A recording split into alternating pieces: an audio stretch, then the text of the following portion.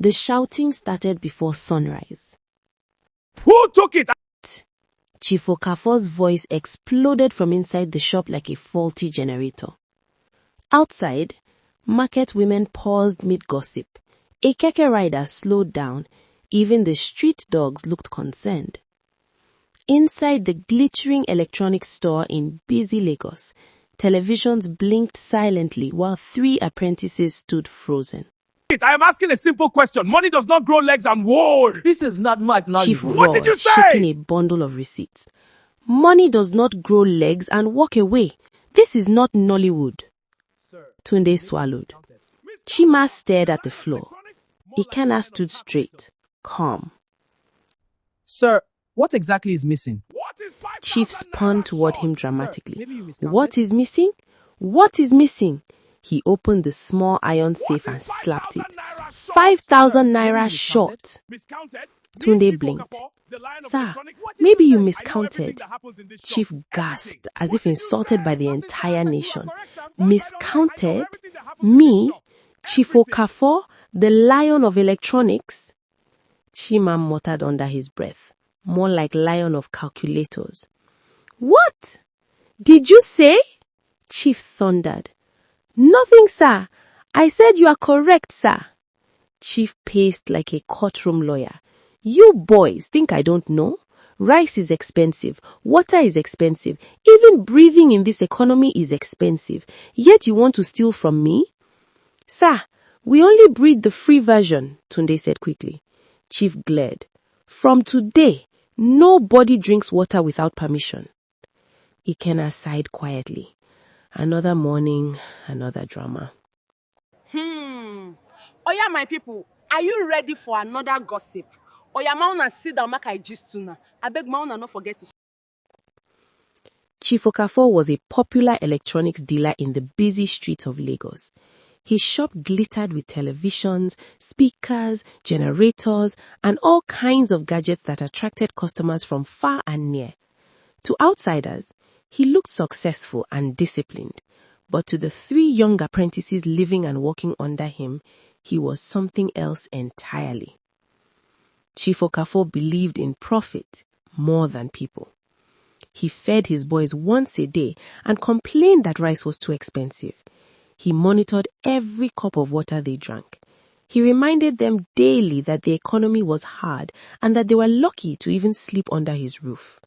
Meanwhile, he counted his daily sales in secret and locked the money in a small iron safe inside his bedroom.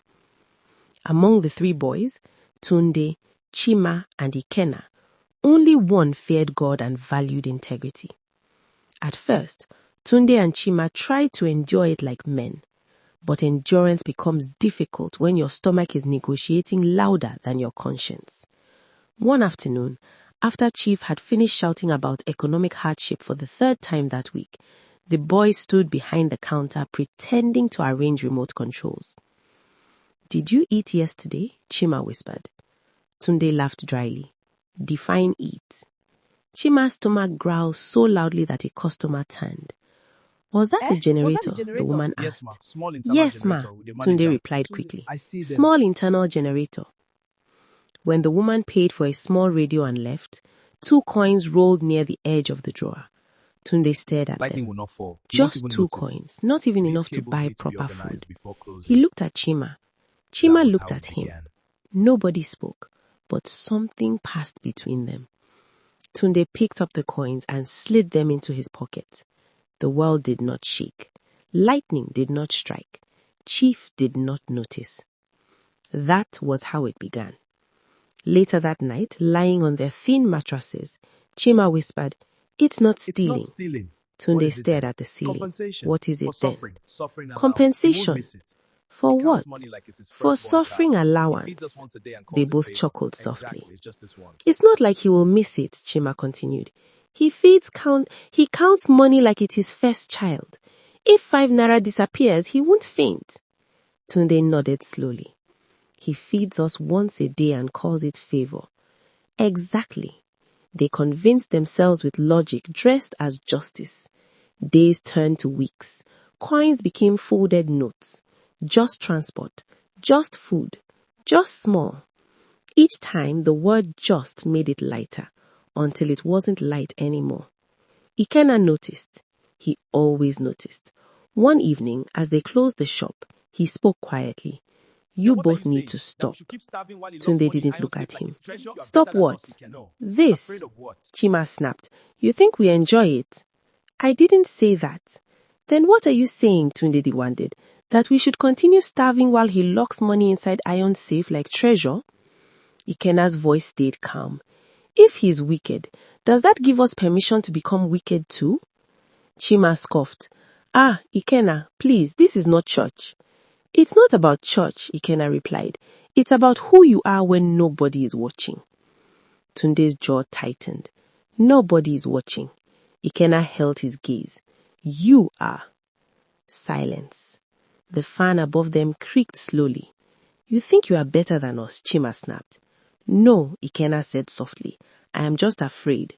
Afraid of what? That small wrong will train your heart, and one day, big wrong will feel normal. Tunde looked away. Chief Okafor is unfair, he muttered. Yes, Ikenna agreed. He insults us. Yes. He starves us. Yes. Then why defend him? I'm not defending him, Ikenna said. I'm defending us. They didn't understand, not yet. Hunger kept arguing. Pride kept whispering, and bitterness began to feel like justification.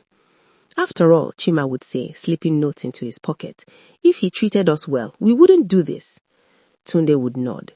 He created this. But deep down, they knew something uncomfortable. They had choices, and each choice was shaping them. One night, after taking more money than usual, Tunde sat outside alone. The sky was quiet. He removed the notes from his pocket and stared at them. They felt heavier than before. Inside, Ikenna's voice echoed in his mind. Small wrong will train your heart. Tunde squeezed the money tightly.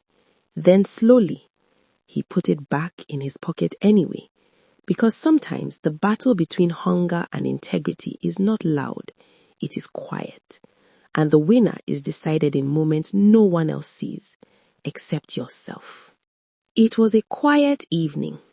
Too quiet. The kind of quiet that makes even honest people uncomfortable. Chief Okafor sat on the edge of his bed with his small iron safe open in front of him. He counted the money once, twice, Notes. 3 times. Droppable. His So thick it has fingers reached moved into my faster diary. with each recount. He stopped. The numbers refused to agree.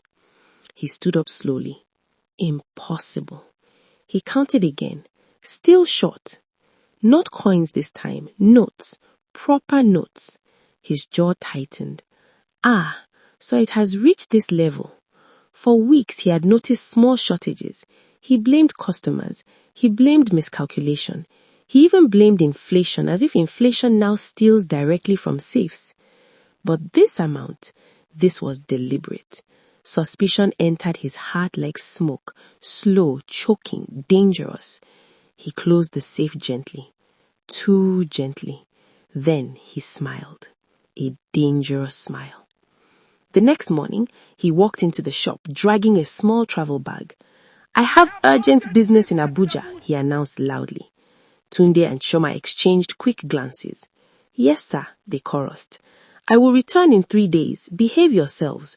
Remember, God is watching. Ikenna nodded respectfully. Chief locked the shop that evening and walked down the street dramatically, waving to neighbors. But he did not go to any bus park. Instead, he circled through the back alley like a man hunting his own shadow. He unlocked the back door quietly, removed his shoes, and hid behind stacked cartons of generators near the storage section. From there, he could see the cash drawer clearly. He folded his arms. Let me see the rat that is eating my garri. Inside the shop, the boys finished attending to the last customer. The bell above the door jingled as the woman left. Silence fell. Tunde wiped sweat from his forehead. Chima closed the main door. Ikenna began arranging cables. For a long moment, nobody spoke. Then Chima sighed.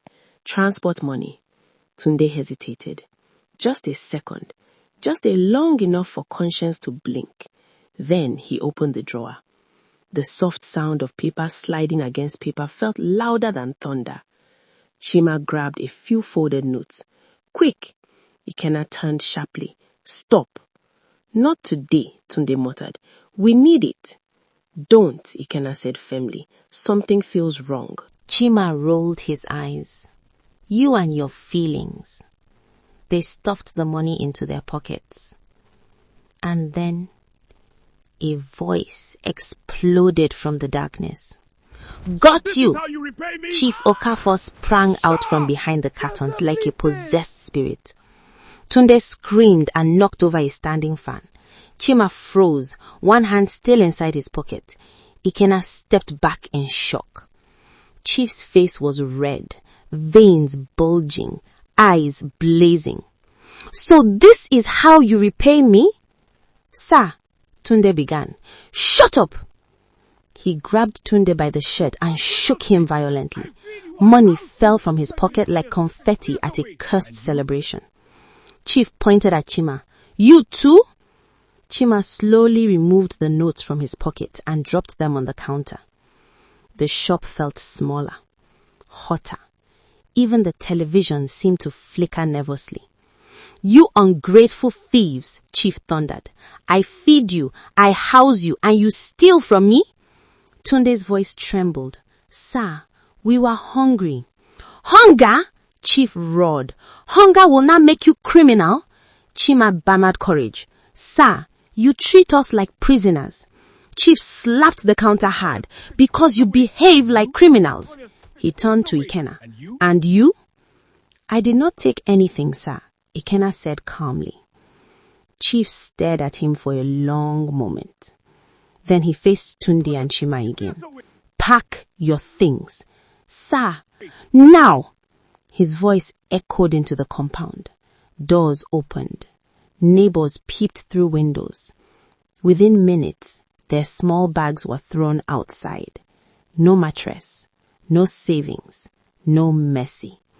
Just the clothes on their bodies. Tunde stood in the dusty street, eyes burning. Chima clenched his fists. Please, sir, Chima tried one last time. Chief pointed down the road. Before I call police. The door slammed. Silence swallowed the compound. Would you like to know what later happened next? Just subscribe to get notified when the next video drops.